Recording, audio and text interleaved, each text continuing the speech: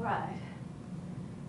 I confess that when I read your pages, I confess I had some of the same concerns.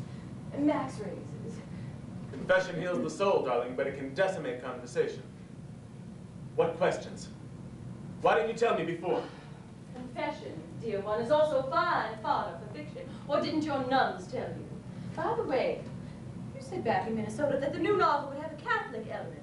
Main character's boyhood. It's missing from the new pages. I thought it sounded promising. Downright exotic to all us innocent Southern Protestant belles. There's no place for it in the story now. Besides, I just used all that religious material for a character in Absolution. When it's published, people can go there if they really want to know about Gatsby's boyhood. Waste not, want not. I mean, if the church doesn't matter much to me anymore, how could I think it would matter much to Jay Gatsby? Apparently you still believe in the celibacy part. I believe in concentration. Total immersion in the art of the project. No, don't challenge me on this. I don't care to explain it. I really can't explain it. I'm sorry. I figured it, maybe you're drinking. I mean, when you're... I went on the wagon and got 10 lucrative short stories written. The short stories that are financing your trip across the sea, incidentally. Our trip? I'll stop drinking for the new novel for as long as it takes. You weren't around, but I wrote this side of paradise without so much as a drop of alcohol. Or even coffee. I got through it all on Coca-Cola. The fizz is enough to keep me awake. Do they have Coca-Cola in France? Seltzer, then.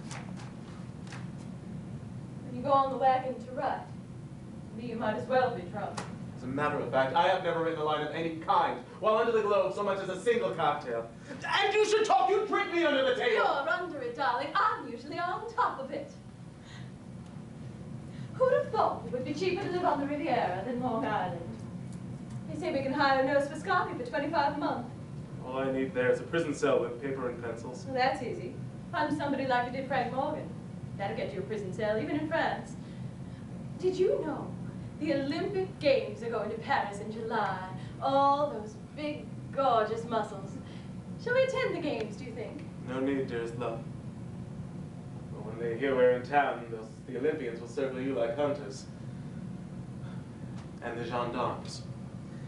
And the French Navy. And the flyboys. You really think so? I think I'd better count on it. You're such an old dear, old darling. I love it when you're jealous. I actually do love it. Max says he can't see the main character. I can't either. He needs freckles or something now that he's lost his faith. Tell me about Jay Gatsby. Does he have a mustache? Well, I have no idea. You'd like that, wouldn't you? I would, yes. I didn't even know you then, and I was jealous. Still don't understand, Gufo, that I really did kiss that flyboy just because he had a mustache. To see what it felt like. How was it? It tickled deliciously. Oh, he was a bronze god. I could feel he was naked under his uniform. You must remind yourself, dear one, that this was back when I entertained myself by picking out the handsomest boy and yawning in his face while trying not to laugh. I collected their military badges and medals in a little chest. One of yours is in there. Just out of curiosity? The mustache? That. And the girls had just told me that he was the flyboy from Taylor Field who flew low over my house that afternoon and, what do they call it? Made the engine burp. Blip. At that dance, I stood very still and watched your hands move on his back. Weren't you sweet? At the Montgomery, Alabama Country Club dance. Gatsby needs, oh, I don't know, a limb from a war wound. Something. Something to make him special. Vivid, don't you know? He needs to be more visible, old sport. A limp? No. No, I don't think so. I'm not sure why. Oh, well, yes. It's because Gatsby can't be a genuine war hero. Old sport? Isn't that the expression? Max Gerlach uses it. Coming along, old sport. That's the expression, all right, but it's not Gerlach's anymore. It's Mr. J. Gatsby's. There's more. Gerlach is a decorated soldier. He has the medal for proof and doesn't hesitate to show it. Didn't Gerlach get into trouble once for bootlegging? I've got to ask Swope about all that before we leave. Did Jay Gatsby go to Princeton, do you think?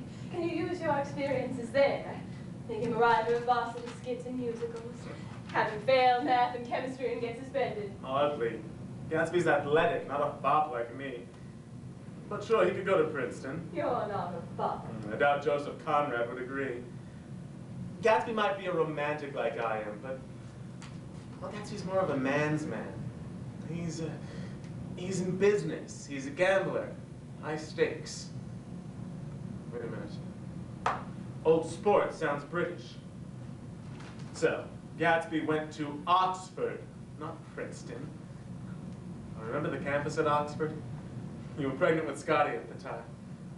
You said it was the most beautiful place on earth. Well, I mustn't tell the reader too much. I want Jay Gatsby to remain an uncompletable crossword puzzle. He's a hero who makes you uncomfortable because you don't know how he's going to use the strength you feel he has. Scott, you have to give the reader something concrete and reliable. Jay Gatsby has to have a history, even a history with holes in it. How did he meet Daisy in the first place? They met. At a country club dance. Well, he was a soldier stationed in her hometown. Down south, of course, and he was in uniform, and she wore a tacky and cheap bit of hillbilly fluff. She was the most beautiful creature on earth. And he was hopelessly jealous. Terribly, terribly. Shy and out of place. Honestly, I took your serenity. I wanted you desperately. Nothing else mattered. That much I knew. Dearest. Always my top girl. I noticed you that night when I was dancing my solo. Are you going to make Daisy a dancer? You did Dance of the Hours. I'm jealous of you too, you know. At that party tonight, flappers flocked to you like the silly wild ducks they are. Why not? I invented them. I taught them to capitalize their natural resources and apply business principles to being young. It's their boundless gratitude that concerns me. Don't ever tell them, please, darling, that I'm a fraud. In my heart, I can't stand all this casual business. Maybe it's what's left of the Irish Catholic in me. I write about promiscuous loves and newfound freedoms. And I want nobody but you. I am emotionally part of you up to my eyebrows. I almost believe you.